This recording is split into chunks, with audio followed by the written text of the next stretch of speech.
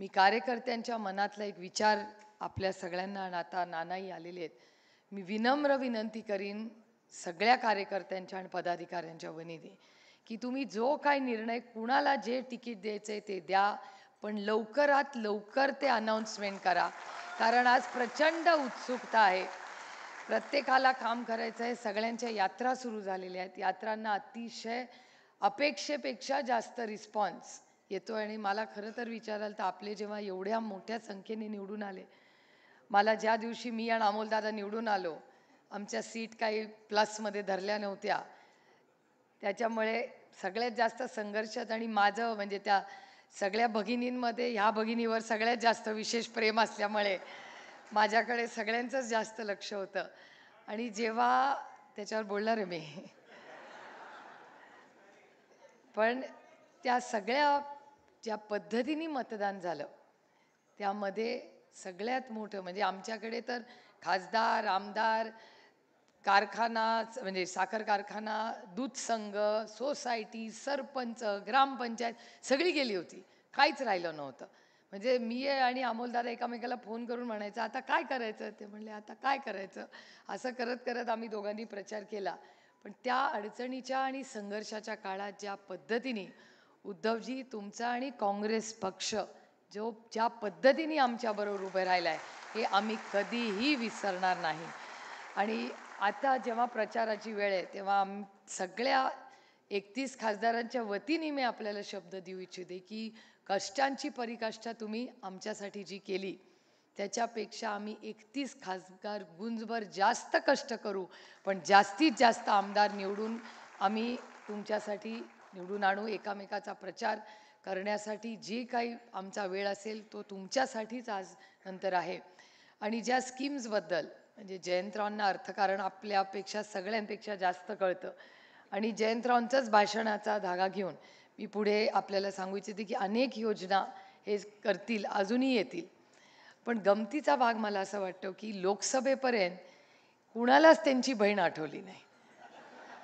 Result नंतरच बहिणी आठवायला लागल्या. आणि दुर्दैव एका गोष्टीचं की बहिणीचं नातं हे आमच्या भावांना कळलंच नाही हो. आणि त्यांनी प्रेम आणि व्यवसायामध्येच गल्लत करायला लागले. प्रेमात व्यवसाय नसतं आणि पैसे नसतात आणि व्यवसायात प्रेम नसतं. कारण का व्यवसायात प्रेम करायला गेलं का घाटेगा धंदा होईल. आणि जर प्रेमात पैसे आले तर त्याला नातं म्हणतच नाहीत. त्यामुळे दुर्दैव या महाराष्ट्राच्या सरकारचं की त्यांना व्यवसाय आणि प्रेमातलं अंतरच कळलं नाही. ते बोलताना म्हणतात की एक बहीण गेली तर हरकत नाही, दुसऱ्या बहिणी आणू. 1500 रुपयाला या राज्यातलं नातं विकाऊ नाही हो. हा आमच्या नात्याचा अपमान आहे. निरागस असणारं बहीण भावाचं जे प्रेम असतं त्याला किंमत लावायचं पाप या महाराष्ट्राच्या सरकारने केलेलं आहे. आणि त्यातून आमचे 2 वीर बंधू, या राज्यामध्ये बंधुराजांची कमतरता नाही आहे. आणि असे दोघं जण परवा भाषणात असं म्हणाले की आमचं लक्ष आहे कुठली बहीण कुठे मतदान करते. आणि एक जण नाही दोघं म्हणलेत, म्हणले कधीतरी पोटातलं हे ओठात येतच आणि सत्य कधीच लपवता येत नाही. आणि त्याच्यामुळे दोघं जण असं म्हणाले की काळजी करू नका, आमचं लक्ष आहे तुमच्यावर. 1500 रुपये आज 3000 नाही, 5 नाही, 10,000 देतील, पण ऑक्टोबरच्या इलेक्शन नंतर मी तुमचाच भाऊ आहे. जसे 10,000 रुपये दिले तसे परत घ्यायची ही ताकद माझ्यामध्ये आहे. आणि दुसरा म्हणतो की मी लिस्ट, आता मला हे माहितीच नव्हतं की महाराष्ट्रामध्ये लिस्ट रिव्ह्यू होणार आहे बहिणींची. म्हणजे पहिलं नातं जोडलं, नंतर मतदान चेक करणार आणि नंतर चेक करणार की नातं आहे का नाही. म्हणजे ह्यांचं कुठलंही नातं प्रेमाचं नाहीच आहे, ते फक्त मताशी जोडलेलं नातं आहे. आणि त्याच्यामुळे त्यांनी असं म्हणलं की डिसेंबरमध्ये आम्ही बघणार आहे कुठल्या बूथवर किती मतं पडली, त्याप्रमाणे पुढचं आम्हाला पैसे आम्ही देणार आहोत. मला या दोन्ही भावांना विनंती करायची आहे की तुम्ही सगळ्या बहिणींचं नाही, एकाच भगिनीचे पैसे परत घेऊन बघा काय करायचं आहे. त्यामुळे या सगळ्या यांच्या गलिच्छ राजकारणामध्ये यांच्या गलिच्छ राजकारणांमध्ये नातीपणे आणतील असं आम्हाला वाटलं नव्हतं, पण तेही म्हणजे ते राहिलं होतं तेही त्यांनी पूर्ण केलं. आणि उद्धवजींनी ज्याचा उल्लेख केला, उद्धवजी आपली जी लढाई चालली आहे सुप्रीम कोर्टात, मराठीमध्ये म्हण आहे की शाण्याने कोर्टाची पायरी चढू नये. आम्ही तर सगळे सुप्रीम कोर्टाची चढून बसलो आहे, छोटा कोर्ट धरलाच नाही आम्ही. पण मी आवर्जून, आज जितेंद्र आव्हाड इथे आहेत, देशमुख साहेब दिल्लीला येतात, पण मी अनिल परब आणि अनिल देसाईंचा आवर्जून उल्लेख करीन, कारण या सगळ्या लढाईमध्ये ते दोघं आमच्याबरोबर नेहमी सुप्रीम कोर्टात येतात. आता मला काही लोक कधीतरी ट्रेनमध्ये वगैरे भेटतात. मी परवा लातूरला जाताना त्या बाजूचे काही लोक भेटले होते आणि मला म्हणतात, कशाला लढता हो, आता झालं ना, तुमची तुतारी वाजली, मशालीला यश आलं, आता कशाला लढत बसता. म्हटलं, ही लढाई तुतारीची किंवा मशालाच्या यशाची नाही आहे, ही तत्वाची लढाई आहे.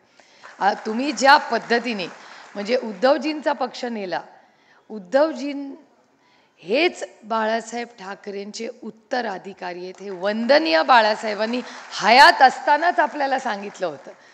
त्यामुळे जर तुम्ही उद्धवजींकडूनच त्यांचा पक्ष आणि चिन्ह घेणार असाल तर हे फक्त उद्धवजींचा अपमान नाही आहे, हा वंदनीय बाळासाहेब ठाकरेंना दुखवण्याचं पाप यांनी केलेलं आहे, हा माझा त्यांच्यावर आरोप आहे. आणि आदरणीय पवारसाहेब तर फाउंडर मेंबर आहेत त्याचे.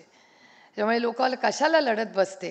म्हटलं, आता कसं आहे, सुप्रीम कोर्टात नाही गेलं ना काही दिवसात तर मलाच कसं तरी होतं की आता खूप दिवसात भांडले नाही कुणाशी ती. त्यामुळे हे यश अपयशाची लढाईच नाही आहे, काही नैतिकतेच्या पण लढाया आयुष्यात लढाव्या लागतात.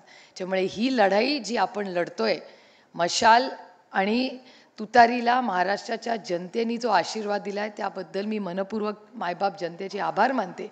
पण ही लढाई थांबणार नाही. उद्धवजी, तुमची बहीण म्हणून मी तुम्हाला शब्द देते की आम्ही सुप्रीम कोर्टातली ही लढाई जोपर्यंत, मग तुम्हाला तो पक्ष चिन्हाचं काय करायचं ते निर्णय तुम्ही आणि आदरणीय पवारसाहेब करा, पण कितीही कष्ट किंवा लढावं लागलं तरी सुप्रीम कोर्टातली लढाई आम्ही अर्धवट सोडणार नाही. जे हक्काचं आहे ते त्यालाच मिळालं पाहिजे.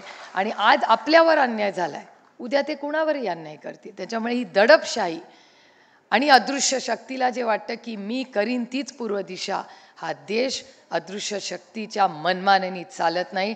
हा देश संविधानानेच चालणार आणि त्याच संविधानाच्या चौकटीत राहून हा देशासाठी आपण सगळे एकत्र लढूया. आणि बरीच भाषणं आहेत, त्याच्यामुळे मी आपला फार वेळ घेणार नाही.